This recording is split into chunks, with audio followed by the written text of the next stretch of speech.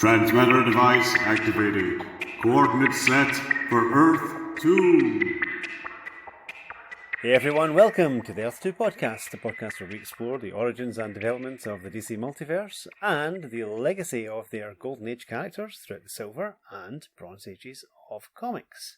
I'm Peter Watson. And I'm David Steele. Welcome back. Thank you for joining us. You join us for episode 2 of the 1967 Justice League of America Justice Society crossover, stroke team up, whatever you want to call it. JLA issue 56, published on the 25th of July 1967, which is also, interestingly enough, the birthday of Mark LeBlanc, who played Joey in Friends. My goodness, there we are. So, if you're listening and you're a friend of Mark LeBlanc and played Joey in Friends and you want to get him an interesting birthday present, why not go on eBay or another auction site or visit your local reputable back issue dealer and buy him a copy of issue 56 of Justice League of America.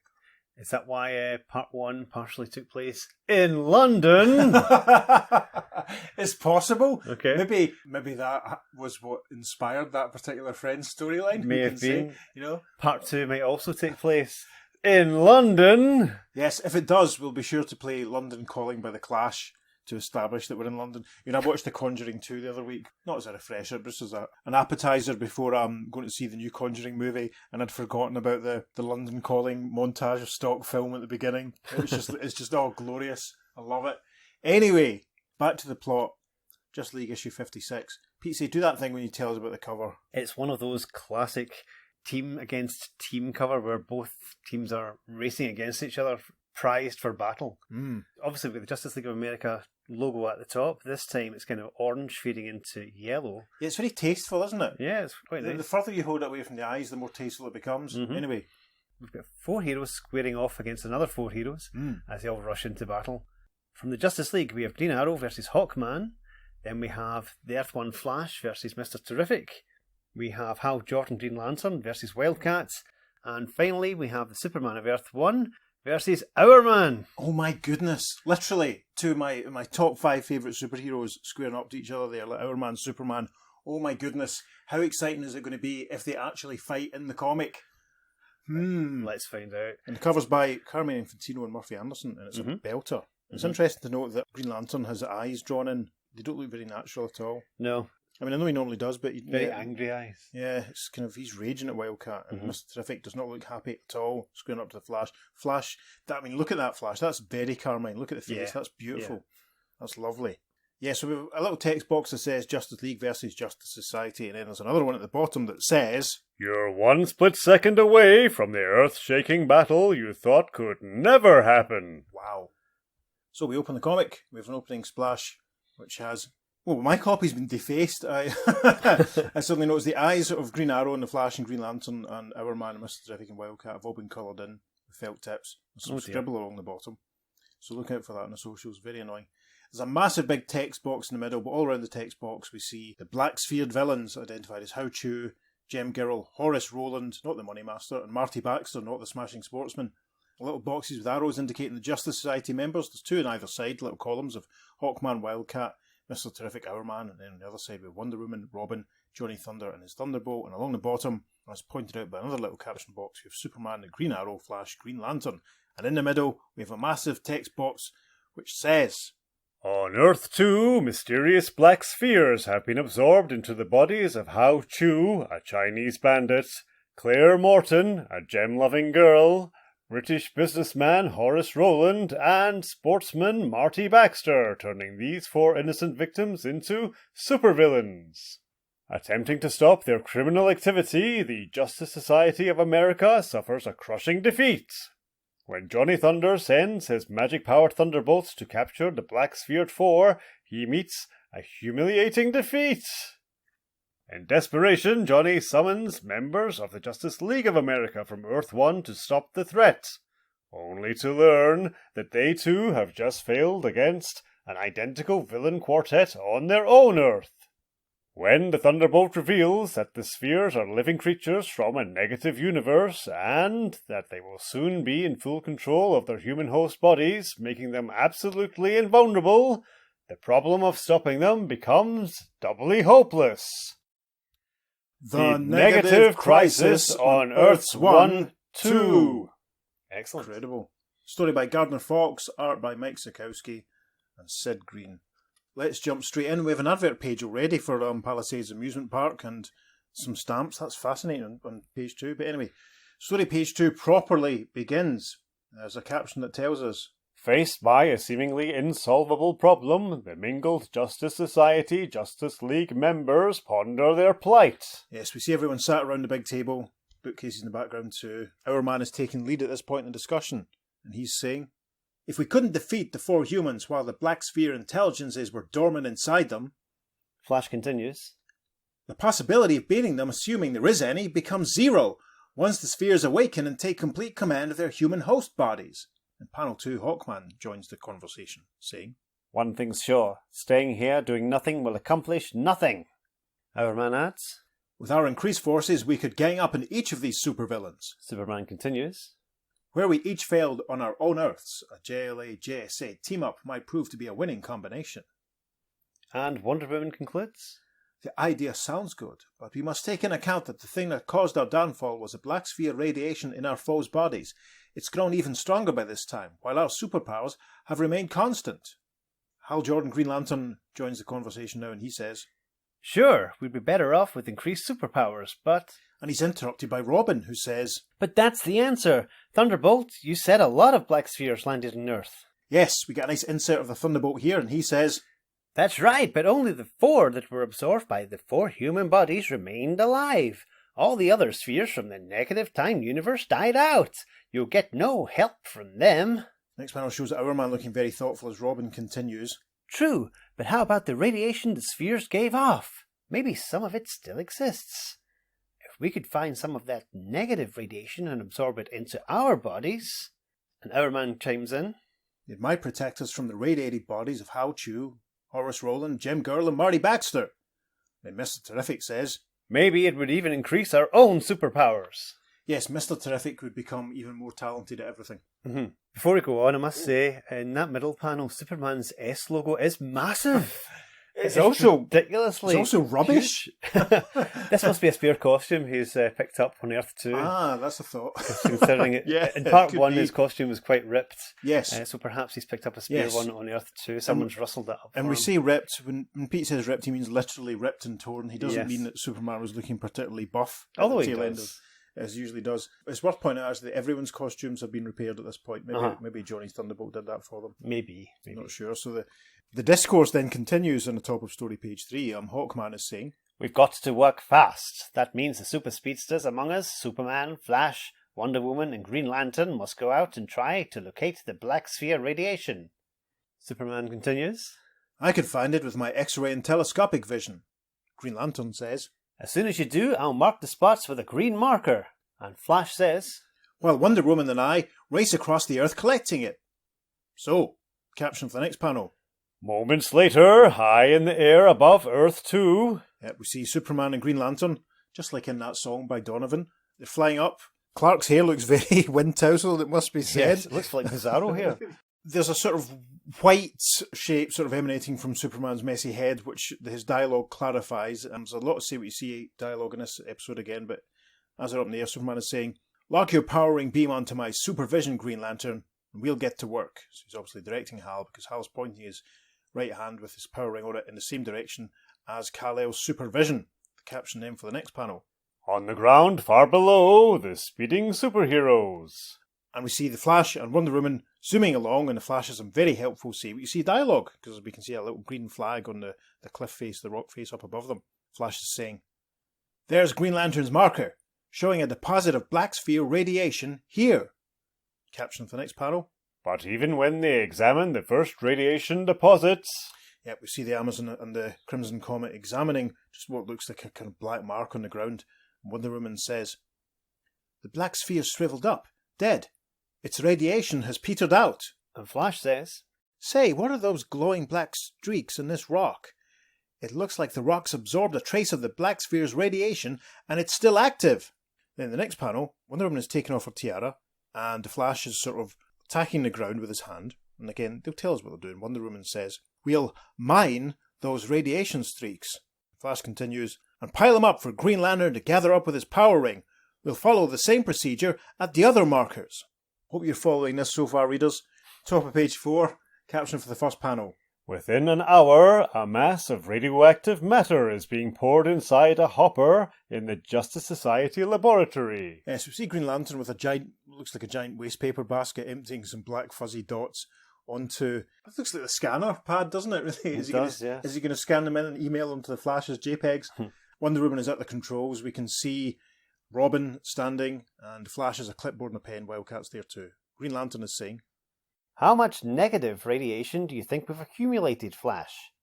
And Flash answers him, according to my calculations, just enough to feed it to 4 of our members. The next panel, Johnny Thunder is saying, one word of caution. We know that this radiation made the 4 humans it entered evil, against their will. The same thing may happen to whichever 4 members are chosen to receive it. Hawkman says, It's a calculated risk we'll have to take. And Green Arrow opines, As a safeguard, the rest of us can accompany the irradiated 4, so that if they turn evil, we'll be on hand to stop them, if we can. Caption then for panel 3 on page 4 says, In quick time, 4 of the members are elected to receive the radiation from the negative universe. Yep, there's a lot going on in this panel. Someone's voice from off camera says, Our Man and Wonder Woman of Earth 2. Someone else says, Green Lantern and Flash of Earth 1. Then another voice says, Because they're already superpowered and would have a better chance against the evil 4 than the rest of us non-superpowered ones. And someone else concludes, Superman would have been chosen, but his body is immune to radiation. And while this is going on, Flash, Green Lantern, Wonder Woman and Our Man are all standing, and they're being zapped by black energy, which is obviously what's left of the black radiation. They must have, I guess, built some sort of equipment to deliver it. It looks like being zapped by sort of, it's almost like, it reminds me of Phantom Lady's Black light beam. Black light beam, yeah. Yes. If you can picture something like that, listeners, if that's familiar to you, it's kind of like that. So, that's what's going on. Barry and Hallen, Diana and Rex are all getting zapped. The final panel then of page 4 is cracking. Caption says, Wonder Woman, along with Johnny Thunder and the Thunderbolts, Green Lantern and Wildcat, with Mr. Terrific, Flash, Hawkman and Green Arrow, Our Man with Superman and Robin, streak off across the world they hope to save. everyone all lined up. The Thunderbolt is bearing Johnny and Diana, Wonder Woman on his back. Green Lantern is projecting a comfortable looking desk for Wildcat and Mr. Terrific to sit in. Robin is cross-legged, sat on Superman's back as he flies. Our Man's leaping along, I guess. And the Flash is running beside Hawkman, who has Green Arrow, who looks as if he's having a great time. He does. Riding on the shoulders of Hawkman. And I don't think we pointed out the last time, but with Wonder Woman, Wildcat and Mr. Terrific all being present, we have the superhero cast of Sensation Comics We do indeed. from the 40s all taking Yes. part in this team up. So that's a lot of fun. So, over the page to page 5, the caption for the first panel says, Soon as the Our Man, Superman, Robin team reach the city of Rome, yeah, we can see Marty Baxter engaged in some more destruction. Robin cross-legged, still on Superman's back. Our Man leaping. Our Man actually looks like he's flying, to be honest here. He does, yeah. Interesting. So, we get some helpful dialogue from the Man of Steel as they observe, and he says, I see Marty Baxter now, demolishing the most famous sports arena of the ancient world, the Colosseum.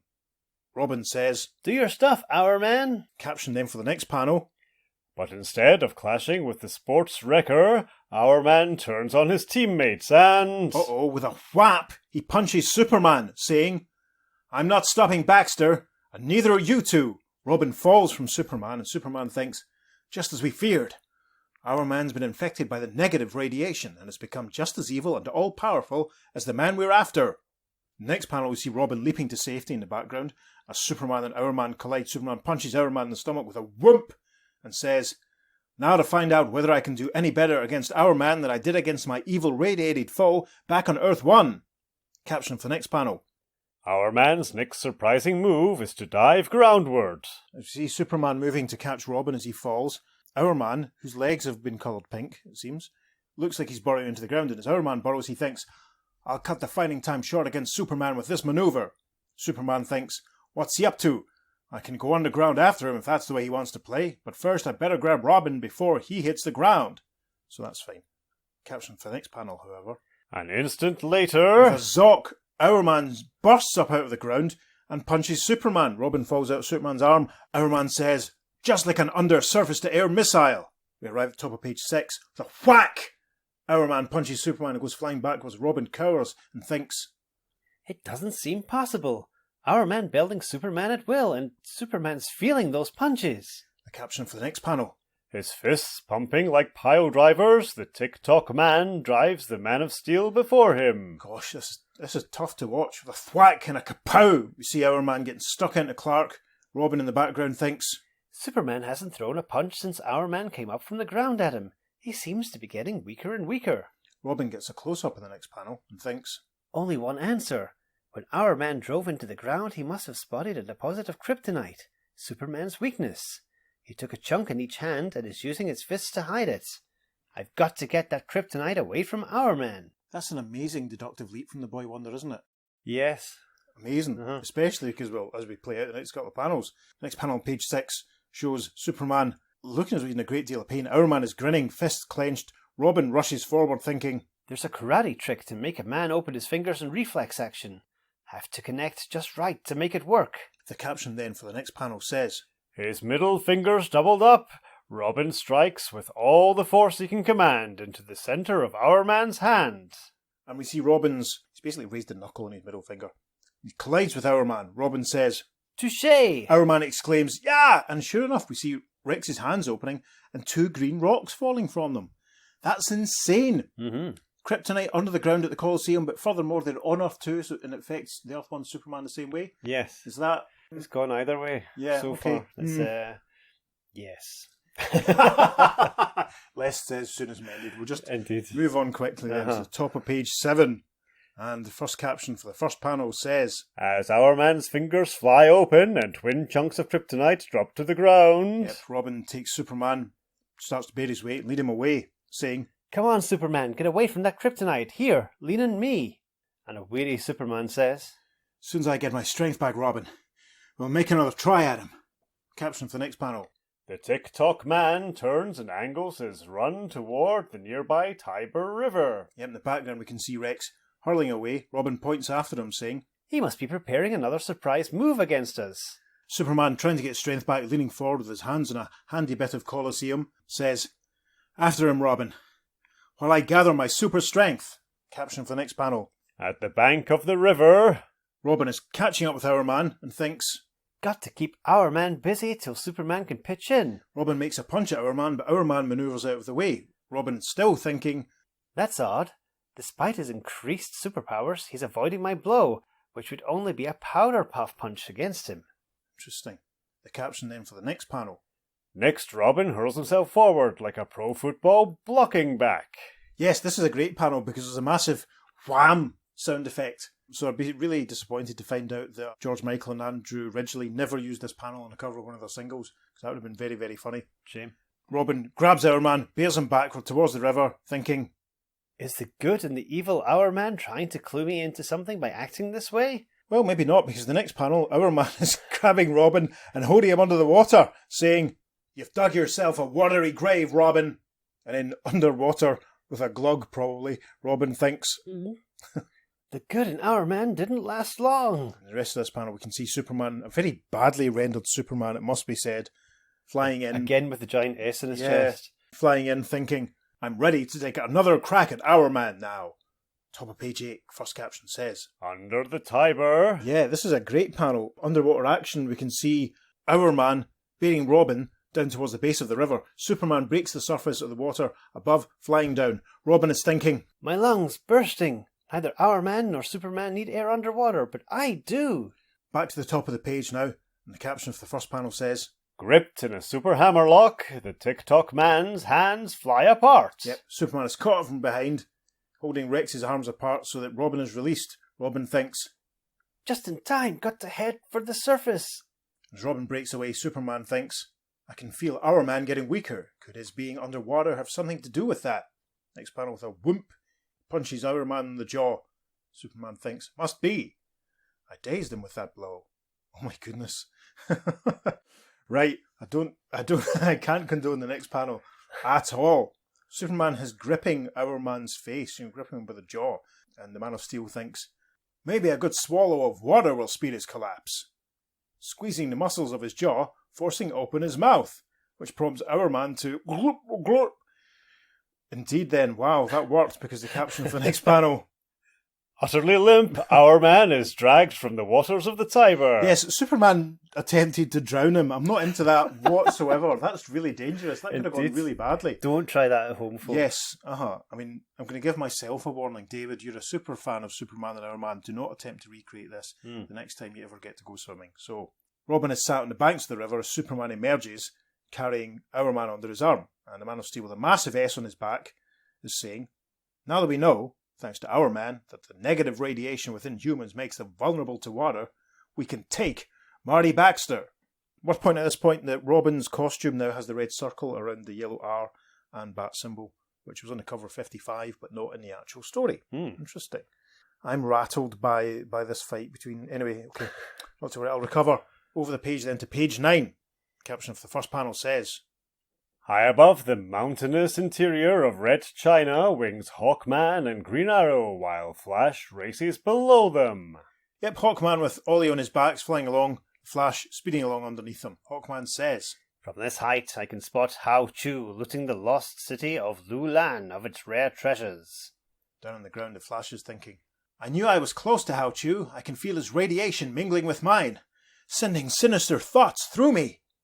Uh-oh, caption for the next panel. Instantly, the fastest man on Earth 1 races around and around, creating a sudden downdraft, sending Hawkman and Green Arrow plummeting groundward. Yeah, so down on the ground, as the caption helpfully tells us, Barry's spinning around the round, creating a sort of whirlpool effect almost. Hawkman starts to fall downwards. Green Arrow falls away from his shoulder. Green Arrow says, Our worst fears have been realized. Flash has become evil, radiated.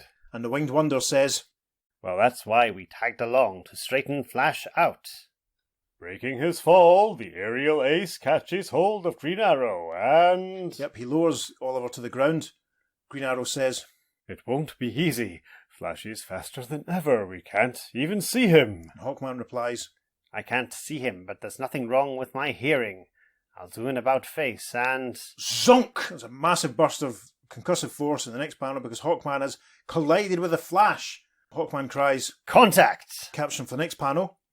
Knocked flat on his back by the tremendous impact, the Scarlet Speedster lifts a rigid finger and... Yep, we see that Flash is starting to gesture and what looks like a sort of cloud of dust is appearing before his hand, but he clarifies this by thinking for us. The Black Sphere's radiation within me has given me added powers. Control over the various gases in the atmosphere. Hawkman sees this little cloud appearing and says, Huh? Smoke rings forming like magic. Top of page 10. We see that Hawkman is now trapped in these smoke rings, and Flash is turning his attention on Green Arrow who's drawing his bow. The Flash thinks, this will keep Hawkman wrapped up while I go after Green Arrow. Huh? He's trying to get an arrow jump on me. So Ollie obviously fires his arrows in the next panel. Barry's got his right hand up and he's twirling it around and he's thinking, I'll rotate his arrows so swiftly in this air whirlpool I'm whipping up, the friction with the air will cause their wooden shafts to burst into flames. And that's obviously worked because in the next panel, the Flash is thinking, now to turn those blazing arrows back at Hawkman and Green Arrow. Green Arrow is thinking, Got to turn away those fire sticks. and he draws another arrow thinking, A propeller arrow should help Hawkman out of his jam. wonderfully in the next panel, it disperses the smoke ring, and Hawkman observes, Nice work, Green Arrow. It's blowing away the smoke rings. I can free myself and use my wings to blow the fire arrows off course. well, that's handy. We see the fire arrows zooming off, and Green Arrow remarks, Now, back to action against Flash with a series of surprise strikes of our own. First off, a smokescreen arrow to conceal our movements. yeah, and we can see a little cloud of smoke developing as Green Arrow is obviously unleashed the smoke arrow. We arrive at the top of page 11, and there's a caption that says, Moments later, out of the billowing clouds of smoke, this is great. We see the Flash getting punched on the jaw by Hawkman with a Zoc. Hawkman is thinking through the smoke. We can't actually see him while he sees his hand. I feel like an undercover agent. Then the caption for the next panel says, as the Scarlet Speedster windmills away the protective fog. yeah, we can see Barry twirling both hands away with great gusto here, but we also see, coming at him through the fog, it's another arrow with what looks like sort of electric sparks bursting from it. And Flash thinks, does GA think I can't get up enough speed to dart away from his electric arrow? The next panel, Hawkman is flying above and says, Green Arrow, did you see that?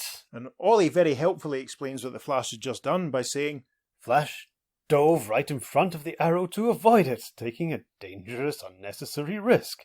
He could have outrun it by dashing through that field of wisteria behind him. Yes, so there's some plants and leaves and stuff behind, which actually you can also see in the previous panel, but they weren't too clear. As Flash looks though he's falling to the ground, he thinks, here's my chance. I can't tell them how to defeat me, but I can show them by the way I avoid that arrow.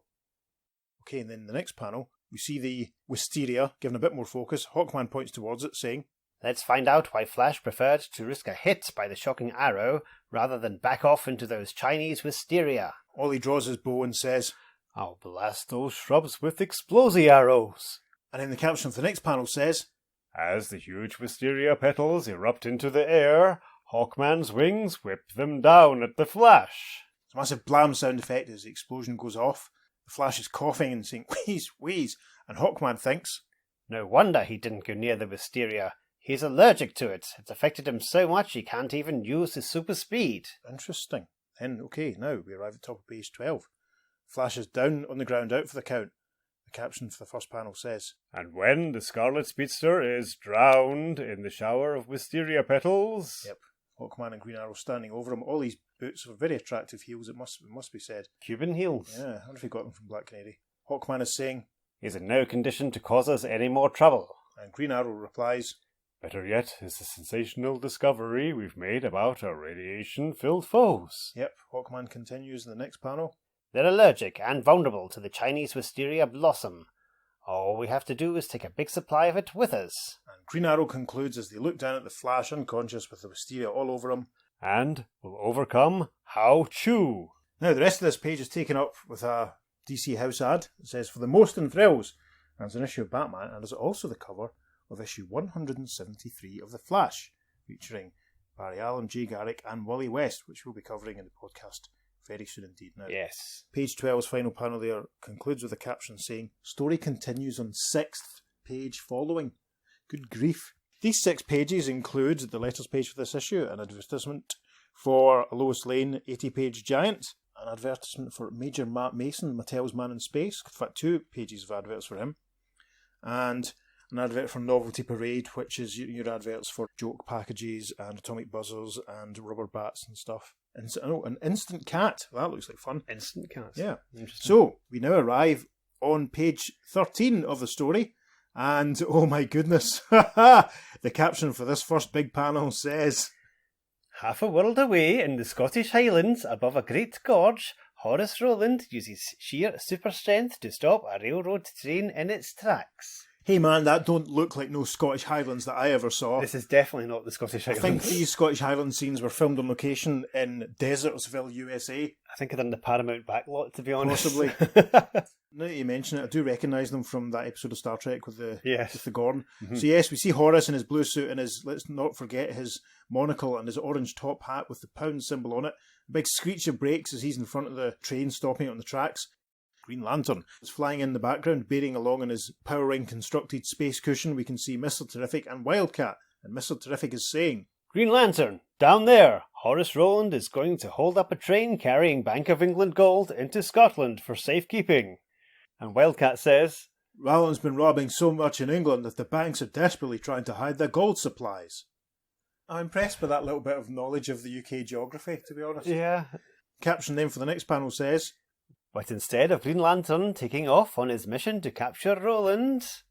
yes, it's obviously that Hal has succumbed to the black radiation as well, because he's thinking, One look at Rowland and I became possessed with evil thoughts, making me turn against those Justice Society crusaders. yep, and he gives us some very helpful say what you see dialogue here as he continues out loud. I'm dissolving our partnership and your flying platform. As Mr. Terrific and Wildcat start to fall, Mr. Terrific says, Yay! What's with Green Lantern? And Wildcat says, It's the negative radiation turning him against us. Caption for the next panel.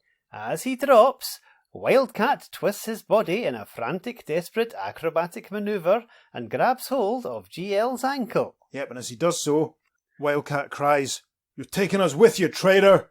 Mr. Terrific thinks. Got to follow Wildcat's lead. Grab a hold of him. Terry has grabbed a hold of Ted, as Ted grabs a hold of Hal. Caption for the next panel. In a tangled heap, Green Lantern, Wildcat and Mr. Terrific plummet downward. As they all fall, Green Lantern says, I'll pull you loose and power ring you miles away. Mr. Terrific counters with, Our combined willpower is just as great as yours, Green Lantern. And in our desperate situation, our muscles are a little stronger.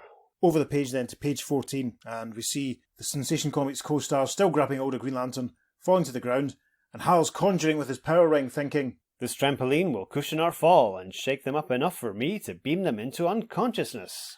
Yep, a big power ring trampoline. I have to say, it's one of the first things I would create. I can't lie. Caption of the next panel. Tossed high into the air by the elasticity of the ring-created trampoline, the ex-heavyweight champion of Earth 2 manages to get in the first blow. You sound like Shuey McPhee. It's tremendous, Angus Lenny. Yep, with a whap, Wildcat punches out Green Lantern, thinking, in this position I can't put all my weight behind this blow, but it's powerful enough to straighten him out. The whump, Mr. Terrific lands behind him. Caption for the next panel.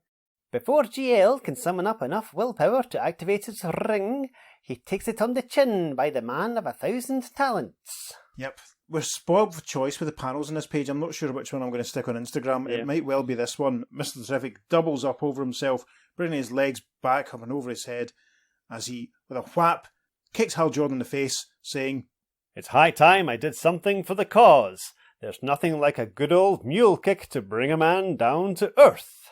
and that has worked. With a concussive burst, Hal Jordan falls backwards onto the ground, thinking, Too weak to hit back with full force. Mr. Terrific and Wildcat leap down from the now probably, I imagine, disappeared trampoline.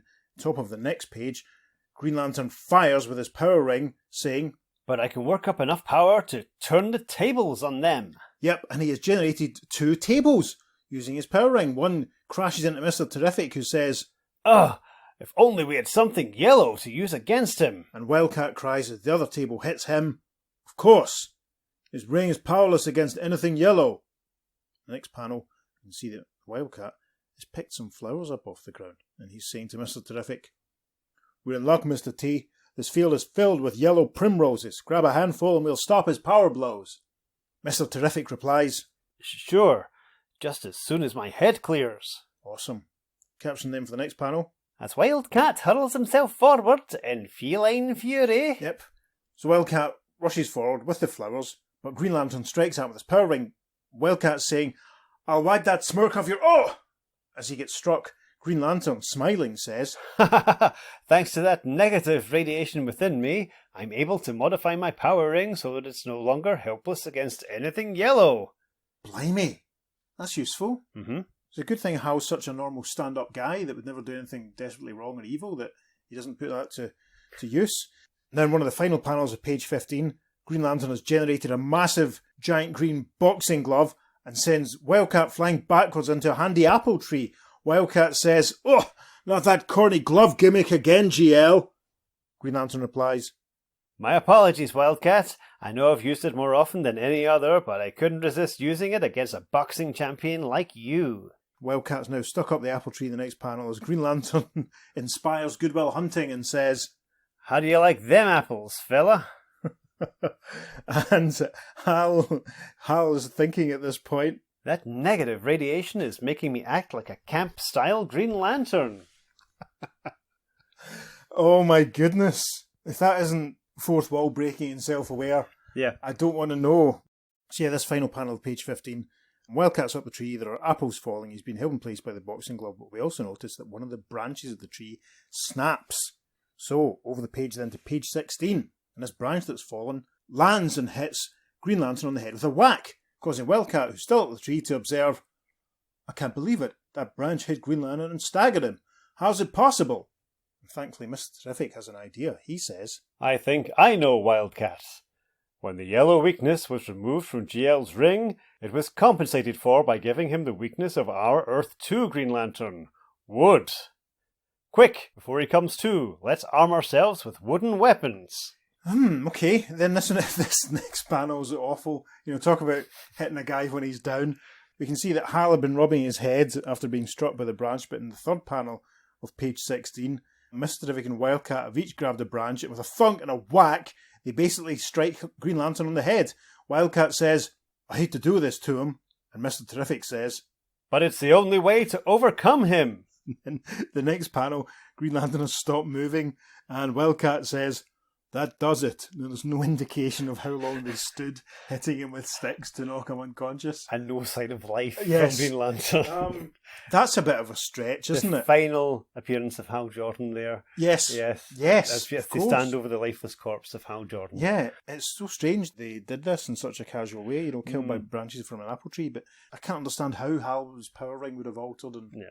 I don't know. But remember, it's a Scottish apple tree. They're literally tossing capers at him. Yes, I So, suppose they are. Yeah. Yeah, I'm a bit about that plot development, but not to worry. So the final panel of page 16 shows a silhouetted Wildcat and Mr. Terrific looking down on an unconscious Green Lantern, and Mr. Terrific says, We'll have to carry on without Green Lantern. Go after Roland ourselves. And Wildcat continues, "After we put Green Lantern in a wooden box to keep him in his helpless state." Put him in a wooden box, even more sinister. They have A killed coffin. him. My goodness. Heavens now. Right. Deep breath. We arrive at the top of page 17. Caption for the first panel says, Past clouds that shadow the Appalachian Mountains beneath them speeds the Wonder Woman Johnny Thunder Thunderbolt team. Thunderbolt's cutting along with Wonder Woman and Johnny standing on his back. And they're all looking down. They can see, well, we've got some more CBC dialogue basically. Thunderbolt very helpfully tells us, Gem Girl is running into an underground structure, the hideout of this country's biggest crime syndicates. And Johnny says, she must be after all the jewellery loot stashed there. and Wonder Woman says, I'll take over from here without any interference from you, Johnny Thunder. With a whack, Wonder Woman has turned and punched Johnny. Falls backwards from the Thunderbolt saying, Aye, Wonder Woman, what's got into you? Sheer evil, thinks the Amazon. Good grief. Johnny's falling with a cry of, Help! Help! And Thunderbolt says, Don't panic, Johnny. Hurry, say the magic word so I can help you. Wonder Woman's riding the wind currents down to grab the crime syndicate loot for herself. We have to stop that. The crime syndicate. Uh-oh, there's another team going to turn up that we weren't expecting. This exchange is absolutely hilarious because Johnny continues to fall and is saying, Stop yapping so much and grab me before I hit the ground. Thunderbolt replies, Not till you say the two little words. Say, you idiot, rescue me! Don't just zigzag around there!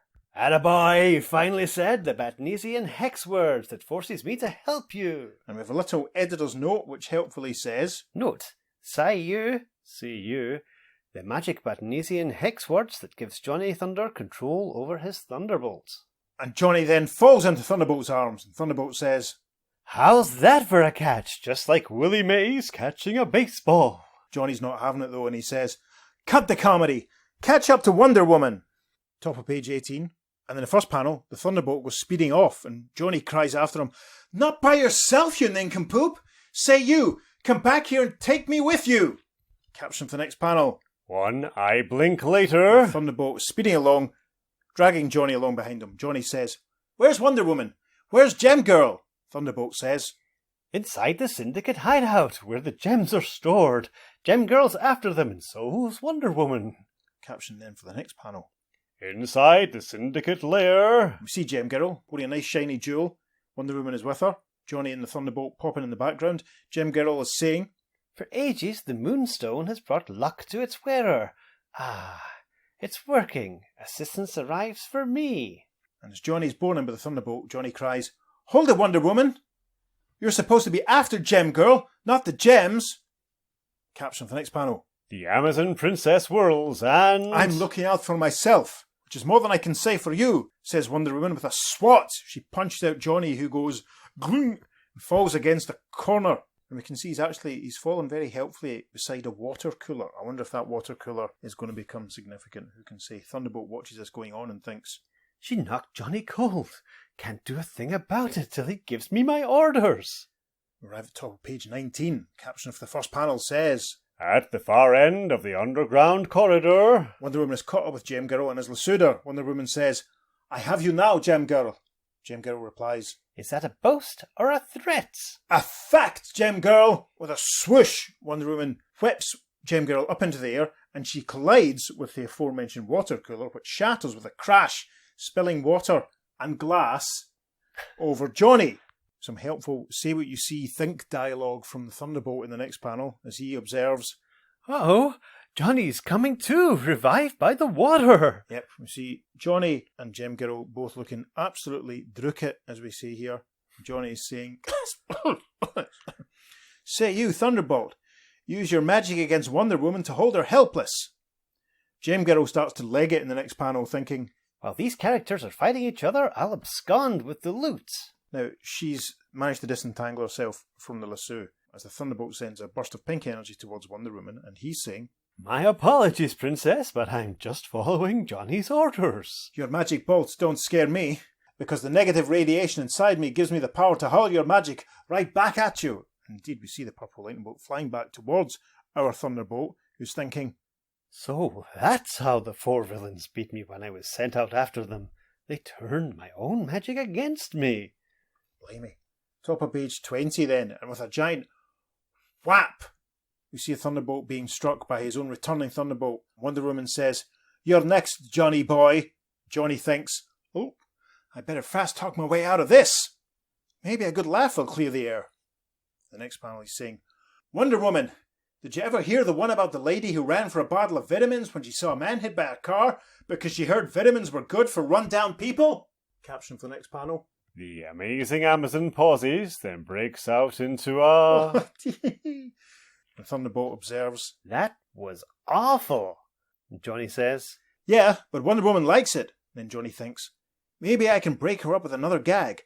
I'll tell her the one about," then he says out loud in the next panel, "the boy who was out camping and came running back scared, complaining of having seen a black snake. When he was told that a black snake isn't poisonous, the boy said, 'If he can make me jump off a 50-foot cliff, he doesn't have to be.'" Wonder Woman laughs. Johnny observes, "I've got her helpless with laughter." Bottom of page 20, Wonder Woman's laughing, saying, "Ha ha! Stop it! I can't stand any more."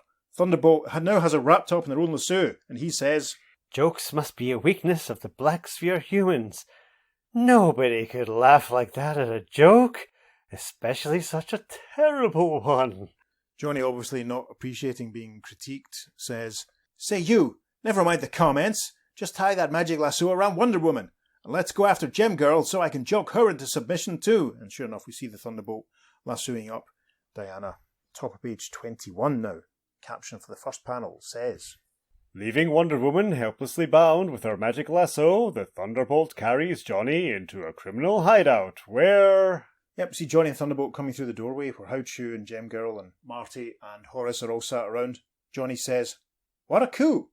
Gem Girl and the other 3 Black Sphere humans are here." Thunderbolt says, They've gathered here to divvy up the earth between them.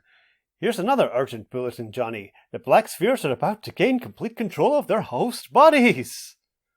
The next panel, Gem Girl observes, Leave these 2 to me. I'll give them a gem full of knockout powder. it's holding up a very sparkly red jewel at this point. Johnny is thinking, "I'll soon have him rolling on the floor." Then he says, "There was this little boy, see, who was always late for school. One day his teacher wanted to know why, and he said, 'Because of all the signs that say school, go slow.'" Next panel shows them all killing themselves with laughter, lots of ha-ha-has and ho-hos. I think the sense of humour on Earth 2 must be very unsophisticated. Thunderbolt says, Tell him another, Johnny. Make him so weak they won't be able to fire my magic back at me, and I can use my hex powers to drive the Black Spheres out of their bodies. So, in the next panel, Johnny tells another joke, saying, "Don't stop me if you've heard this. As a man fell overboard into the water, one shark said to the other, 'What's that funny 2-legged thing?' And the other shark said, 'I'll bite.'" You can see in the background of this panel, the 4 baddies all being zapped by Thunderbolt's trademark pink energy. And Thunderbolt was saying, There! I've blasted the Black Spheres out of them, and without host bodies to sustain their life, the aliens will quickly die. yeah, we can see the black spheres all appearing in front of their victims. Over the page then to page 22. Suddenly, the door slams open, and... In walk all of the other heroes. We see Robin and Superman. Superman's carrying a barrel of water, which I hope doesn't contain a certain TikTok tyrant. We see Hawkman and Green Arrow bearing arms full of the flowers that caused the Flash some trouble. And we see Wildcat and Mr. Terrific just carrying big sticks. Scottish sticks. Yes. So, Johnny observes all this and says, "You can relax, fellow members. The Black Sphere threat has been eliminated." To which Superman replies, "Great work, Johnny. How about removing the negative radiation from Wonder Woman, Green Lantern, Flash, and Our Man?" Johnny says, "That's your department, Thunderbolt. Say you." Thunderbolt goes skating off, saying, I'm off and running! Now, I wonder if they just had the barrel of water and the sticks and the flowers in case they were going to attack the bad guys. I probably think it's probably safe to say that our man probably wasn't in that barrel. Yeah.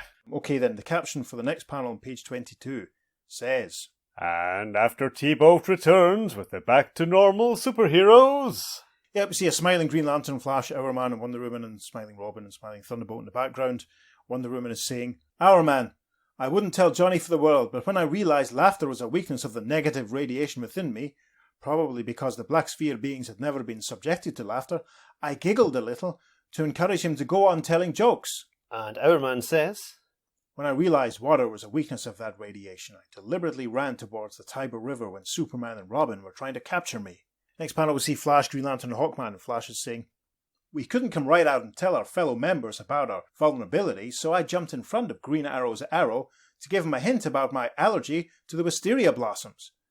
And Green Lantern helpfully tells us, which is why I threw Wildcat up into that tree to break a branch off so it would hit me. So Hal knew that he'd be vulnerable to something had happened and he'd been made vulnerable to wood. Must have done. Fascinating. Okay, Hawkman concludes this little part of the discussion by saying, Yes, why spoil Johnny's triumph by telling him we had the means of overcoming the Black Sphered humans? Oh, that's a shame. That's not very nice. So, top of page 23, we see from left to right Jim Girl and Marty Baxter, How Chew, and the Money Master, Horace Rowland. They're being addressed by Mr. Terrific, who says, We'll recommend that there not be any legal action against these 4 people. They couldn't help acting as they did with the black spheres inside them. Flash observes, Now that the alien spheres are dead, they'll be their former selves again. And in our concluding panel, we have a caption that says, In the Justice Society headquarters, somewhat later... And Superman and Our Man are shaking hands with everyone else stood around them, and Superman says, Now we Justice Leaguers must return to our own Earth and put an end to the crisis there, using the same technique. And Robin says, What are you doing, Johnny? Aren't you going to say goodbye? We see Johnny scribbling away with a pencil and paper as Thunderbolt looks very pained beside him, and Johnny says, Just as soon as I write out some jokes for the Justice Leaguers, Robin, so that they can overcome those black spheres without any trouble. The end. I'd completely forgotten about the fact that there was trouble happening in Earth 1 whilst all that was going on. Gosh. Yes.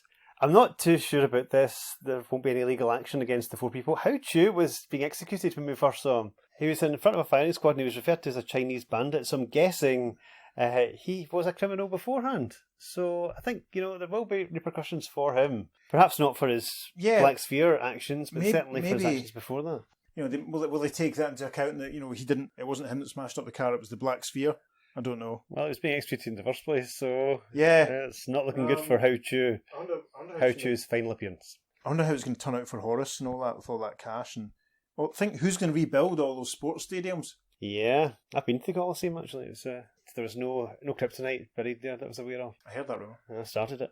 Interesting. Yeah. Well, that's it for the 1967 JLA JSA team up.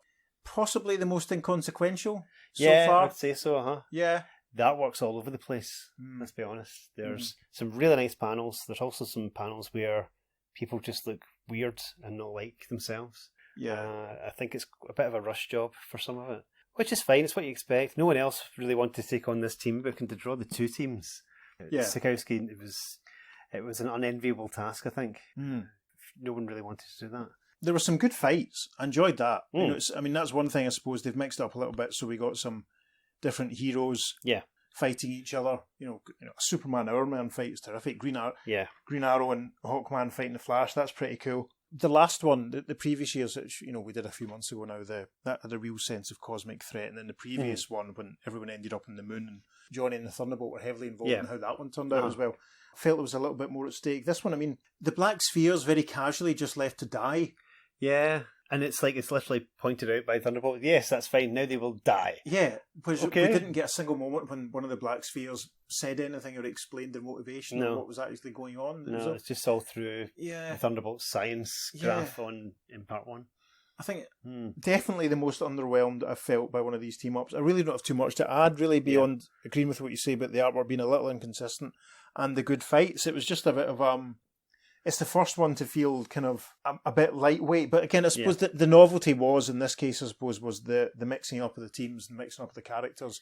Very true. That is fun. That is, it's not quite a juxtaposition situation, but it's a lot of fun. In fact, one of my favourite ones later on, around about issue 100 of Justice League, is all about that. It's all about, one of the reasons I like it so much is the mixing up of the characters and various teams that are made up as a result. So not my favourite by any stretch. Yeah. I can't lie. But Our Man and Mr. Terrific were involved, so I can't hate it too much. The drowning of Our Man was horrific, as was the beating of Hal Jordan. Yes. Seriously, both really freaky panels. Yeah, and you sort of think, like, that's not the sort of behaviour you maybe even want to suggest that kids might try and copy. Mm-hmm. You know, they just pile into Green Lantern with sticks. Yeah. Our Man gets held underwater. No, not good. Not good. The Black Spheres also kind of reminded me of Kirby Crackle, that effect that Jack Kirby used to use on when his action scenes or energy scenes. He used to have these black dots. I used to call them Kirby dots, but Kirby Crackle's probably the more. I know the ones you mean.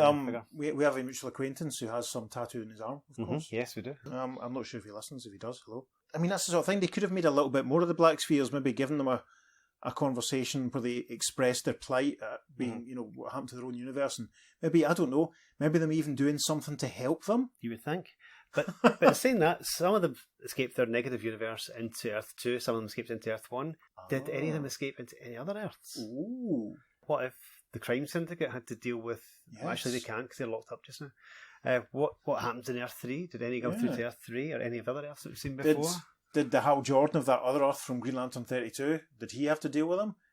Who knows? Did some turn up on Earth X or Earth S, which we haven't seen yet? Of course, the Earth S heroes, some of them are dormant at this point, but we'll get to that eventually. Yeah. No, yeah, that's a very valid point. Could they have been seeded through every single universe? May have. Wow.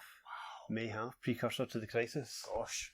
Who knows? Perhaps they grew up to be the shadow demons of the Anti-Monitor. Oh my goodness. Yes. What if they did? Yeah, let's go with that. That's now canon. Okay. That's now canon. Yes, we'll write that down. When we write our DC comic, that's something. Plucking all the gaps, and that's what we'll have. That's what we'll have indeed. Yes. I like that. I'm into it. Do you have any particular further observations to make on it, or? Not especially. It's really straightforward as a story. I do really enjoy the play with Johnny and the Thunderbolt, and Johnny just not getting that he always has to say you. Yes. Even when he's plummeting to his doom, he's yes, saying save me, but it's like, no, that's not the words. Yes. I did like that sequence. That was a lull. I mean, it wasn't, I'm sounding very negative about it, and I'm saying it's on the realm. It was a fun read, but it was a very unchallenging and very unstimulating read. I didn't really feel at any point in this issue there was really too much at stake. There wasn't a kind of, as I said already, there wasn't a big threat. It was a case of, right, we've just got to knock each other out and think of something else. It was just... I'd have liked to see the meeting in 10 Downing Street where, the cabinet all get together and say, what are we going to do about this guy stealing all our gold? I know, let's get all the gold in England. Yes. Put it in a train and send it up to Scotland. You can imagine Harold Wilson chewing on his pipe, listening to his copy of Sgt. Pepper's Lonely Hearts Club Band and thinking, yeah, we'll just send the gold to Scotland. That's fine. That works. Yeah, it's a bizarre concept in motion. And again, as I said, folks, if you're reading this along with us, that looks nothing like Scotland. There's not really big mountainous deserts in Scotland with rickety wooden struts that train tracks run along. No, think of the bit in the Harry Potter films when the Hogwarts Express is making its way to the school, and that's probably what you would have seen instead if they had the money to film that sequence in Scotland. Interesting. Is that the first time Scotland has been in an episode of the podcast? I can't remember. I think so. It'd be quite good to do another story set in Scotland one day. We will do at some point, I'm sure. I'm sure it'll turn up again. It certainly turns up in DC Special 29. So it does. Yeah. I look forward to that one. We're doing the origin of the GSA. Yep. That's far off in the future though, folks, so stay with us. Should we look at the contemporary reader reaction? Let's do that. Awesome. So these letters are from issue 60 of Justice League of America. So, the first letter then, issue 60, goes a little something like this. Dear Editor, GLA 56 was truly superb.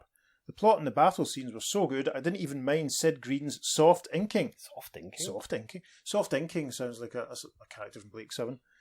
I think a soft look detracts from the excitement and character of a superhero. I'm not sure what he means. Okay. Story-wise, the negative crisis in Earths 1-2 was superior to all... No, it wasn't. Was superior to all former GLA JSA team-ups. Certainly better than last year's. No, I respectfully disagree, Carl Gifford. More and more you're using the JSA in these team-ups rather than the GLA. That's good. We see the GLA almost all year in their issues. Well, what you'd expect. It's their comic. But now to the point.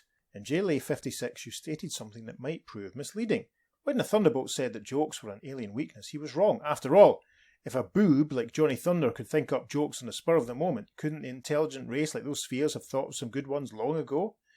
Don't go crying because I've shot you down from Cloud 9. I'm about to shoot you back up again. How? Like this. Laughing, no matter how much they say about it being automatic, is a voluntary action on the diaphragm. If you don't want to, you can easily not laugh at a joke just by commanding the diaphragm not to move excessively and by controlling your breathing. That's not true. Yeah. I find it impossible to stop laughing sometimes. I can't think how many times I got put out of the class in secondary school for laughing. This is a comics podcast, so I'll tell this story. The very first time I read an issue of Viz Oh, yes. was in 4th year, and Mr. Gagini was like, David, stop laughing, because I was reading The Origin of Buster Gonad, the little caption box for that. And I couldn't stop laughing, so he put me out. I stood in the corridor laughing pretty much for the whole hour. As you do. As you do, which was pretty shocking. So, Mr. Gagini, if you're listening, I apologise. Now, since the spheres were dormant most of the time, the hosts themselves were controlling their actions, but not their breathing. That was being controlled by the medulla, and was automatically controlling the breathing. I'm very bored of this letter. When Johnny Thunder barged in, the crooks were ready for an attack and battle, confident that they would win. They were totally unprepared for jokes. After the first few giggles, the sudden upsurge of conscious action, which has not been controlled by the spheres, weakened the control of the reviving spheres. When this became aware to the subconscious of the hosts, they started to laugh fiercely to weaken the spheres, just as the 4 superheroes revealed the weaknesses when they were possessed. In short, I wish I hadn't read this letter now, in short, it was great output of conscious action that weakened the spheres because the action concerned breathing, which the spheres were afraid of controlling during the dormant state in fear of stifling their hosts. See? All clear, I should hope so. It took me 6 hours to figure this out. And that's from Carl Gifford, New Milford. I'm guessing that's Connecticut. And it took Dave 6 hours to read that out. That's right. We both had full heads of hair when I started reading this letter. The editorial response is... Your clarification of an otherwise obscure point is ingenious, and that's no joke. You know, I just read all that and it's gone right out of my head. I don't think I even registered to get any of that in, but not to worry. Right, the next letter then. Dear Editor, although the first chapter of the annual JLA JSA team-up didn't really impress me too much, the second part more than made up for it. For one thing, the cover was fabulous. At first, just the shock of seeing 8 costumed heroes rushing at each other made me forget something. Where is Batman? Or in this case, a grown-up Robin? Is this the right magazine? Later on I learned that indeed it was the right magazine, and when I read the mail room and discovered Batman would be omitted from the next issue, I almost stood up and cheered. The Batman backlash has begun. Indeed. But, to get back to the cover, my first impression was that you were putting your fans on. How could our man possibly stand a chance against a superpowered Superman? Green Lantern could power ring Wildcat out of existence, and Flash could run rings around Mr. Terrific. After a moment's thought, I deduced the Earth 2 heroes must have increased powers, or the Earth 1 heroes must have decreased powers, of course. By page 4 of the story, it was easy to see that my first assumption was correct, if only half correct, with only 2 JSAers getting increased powers. But again, to get back to the cover, it was good to see Wildcat and Mr. Terrific getting the spotlights. More or less, at least they were on it anyway. These 2 heroes must have been in about 3 original JSA adventures altogether, and always rooting for the underdog, it was also nice to see Green Arrow again. But to get back to the cover, no, I'm just kidding. I finished my comments about it, except for complimenting Infantino and Anderson for the art, Saul Harrison for the colouring, and the Comics Code Authority for the approval stamp on Hawkman's wing. Finally, to get back to the cover, with all those heroes having their arms sticking up, it kind of reminded me of a deodorant commercial. And that's much better than the first letter. That's from Jim Vicko from Scarborough, Ontario, Canada. Excellent. Let's actually talk about the cover before we... Yeah. Quickly, the editorial response, and that's about as complete a coverage as we've ever had of any cover, the editor. There's a mistake here. I mean, Superman did fight Our Man. Green Lantern did square up against Wildcat, but Mr. Terrific also fought Green Lantern. Yeah. And Flash is on the cover as the same side as Green Arrow, who he fought against. Yeah. And Green Arrow squaring up against Hawkman, who he fought alongside as well. Hmm.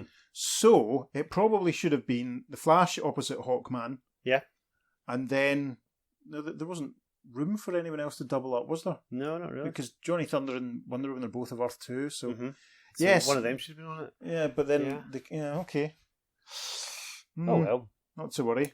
I mean, Green Arrow versus Hawkman would have been pretty cool to see. Yeah, definitely. And Flash versus Mr. Terrific, that Terry would have thought of some way to slow him down. That Possibly, might have been good. Okay, not to worry. On to the next letter. Dear Editor, oh happy day!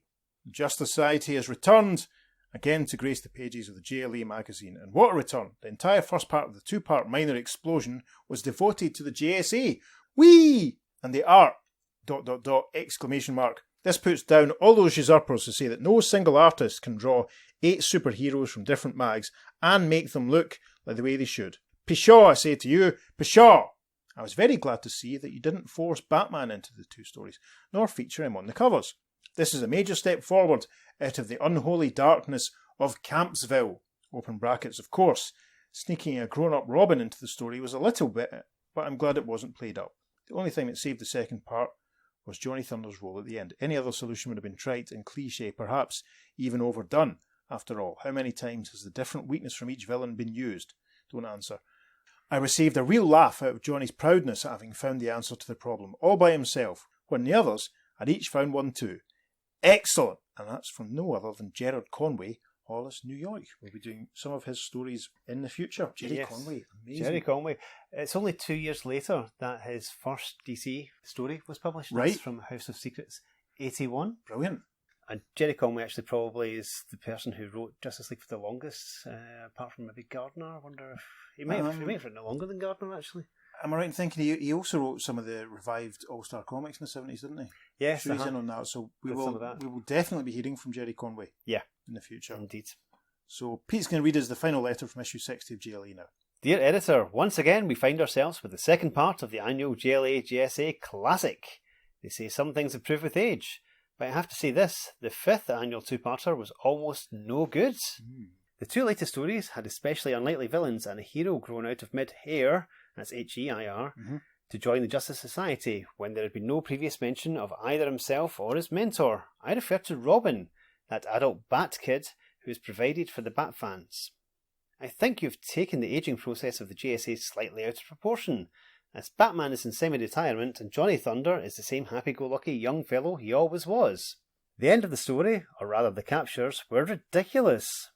Every time anybody turned around, a new weakness was discovered for the energy beings, first water, then wisteria, wood and wisecracks, in quick succession. How one little form of life could have all these nemesis is beyond my comprehension. Somehow it doesn't seem fair. It seems as though with such a special story endeavour, extra care would be taken to make sure that the plotting was simple, not overdone and clarified in all points instead of slightly off, overcasted and a little bit muddled. And that's from Stephen Carberg from Oklahoma. And the response to that one is, because your reaction to this particular crisis story turned out to be as negative as its title, don't assume that we didn't give it that extra care you called for. We sure did. For not only do these crises stories demand it, but so do our readers, most of whom have approved of the results. And that's from the editor, and then there's the usual invitation to submit your own letters. I would agree with his one that it's probably the... I wouldn't quite completely say that it was no good, but it's definitely, in my humble opinion, the weakest of them. Yeah. I mean, the biggest takeaway from the 2-parter is the introduction of adult Robin as a full member of the JSA. Deal. That is huge. Although this costume will not stick, which is fine. That's fine. But the idea of, it's legacy, it's what we're about. Yeah. Having a character grow up, and he's still the same character, but he's evolving and he's adapting, and he's taking on like almost another role. He's taking on the main Batman role, although he's still calling himself Robin. It's really interesting as far as that goes. Yeah, I think that can't be understated because, as I said already, I think I said when we did the last episode, the adult Dick Grayson of Earth 2 is a major player throughout the Bronze Age, right up until Crisis on Infinite Earths, and he's a linchpin character in that. It's good to see him. I like him. I'm a big fan. Oh, when I was a kid, I always preferred Robin to Batman.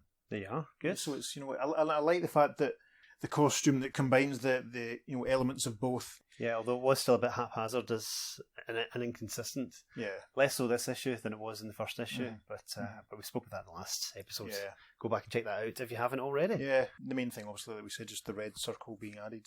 There is a story coming when the Earth 2 Robin and the Earth 1 Robin team up. That's in one of the other JLA JSA team ups a little far in the future, so that's one to look forward to, listeners.